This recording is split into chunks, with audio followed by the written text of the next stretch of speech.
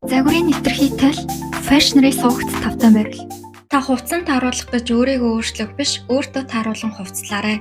Хэрэгжүүлэхэд хялбар дизайнерууд одоо хүртэл ашигладаг. Гэхдээ үр дүн нь гайхалтай байж чадах төгс хувцлах нууц аргуудаас хуваалцъя. Сэндвич хувцлах арга. Энэ нь хамгийн нууцлаг, хамгийн хүчтэй гэгддэг. Энэ аргыг загвар зохион бүтээгчид одоо хүртэл ашигладаг бөгөөд 3 давхаргаас бүтдэг хувцлах арга юм. Дээд доод хэсэгтээ ижил материалтай эсвэл маш төстэй өнгө хэлбэр текстуртай байх. Харин дунд хэсэгт эсрэгээр ялгаатай тод эсвэл өөр хэлбэртэй байх. Ихэнх хүн зөвхөн цамц гутал ижил өнгөтэй байх ёстой гэж боддог ч жинхэнэ нууц нь текстур болон хэлбэр юм. Жишээ нь oversize топ, доогуур oversize гутал, нарийнхан өмд, эсвэл эсрэгээрээ нарийнхан топ, нарийнхан гутал өргөн өмд. Мөн хар цамц, хар гутал ижил төрлийн материал детальтай байх, дунд нь өөр өнгө материалтай өмд өмсөх гэх мэтээр хоёр тал нь ижил, дунд нь ялгаатай байх ёстой.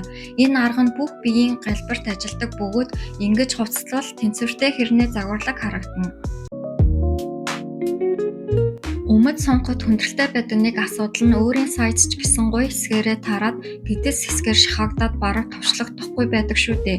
Эсвэл нэг сайз томдуулаад өмсгөр бэлхүүс таарсан ч гоё хэсгээрээ хэтэрхий өргөн том болоод байдаг. Тэгвэл та энэхүү аргыг туршаад үзээрэй. Тухайн сонгож авсан өмднийхөө эрэгтэй тасгаас яг адилхан загвартай өмднөөс өөрийн сайзнаас нэг сайз доошлуулад үзээрэй. Учир нь эрэгтэй өмдний бэлхүүс гуйны харьцаа өөр байдаг.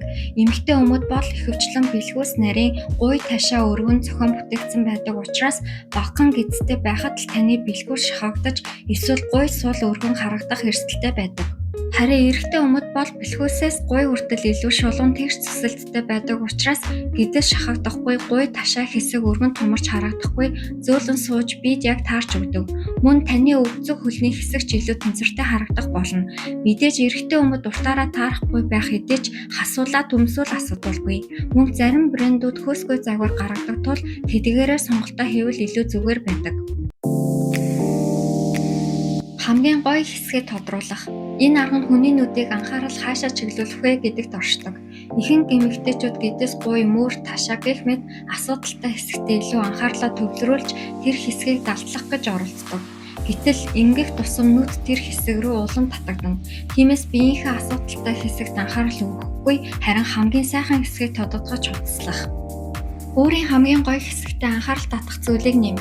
Тод өнгө, гялалцсан гоёл деталь эсвэл хувцсны хэлбэр гэх мэтээр.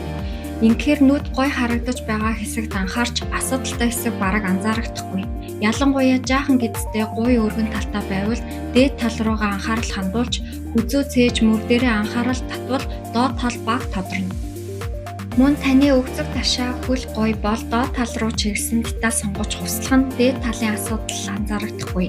Мэдээж гоё харагддаг нэг л зүйлээ тодотгож өг. Хит их деталь өгвөл эсэргээрээ эмх замбраагүй харагдана.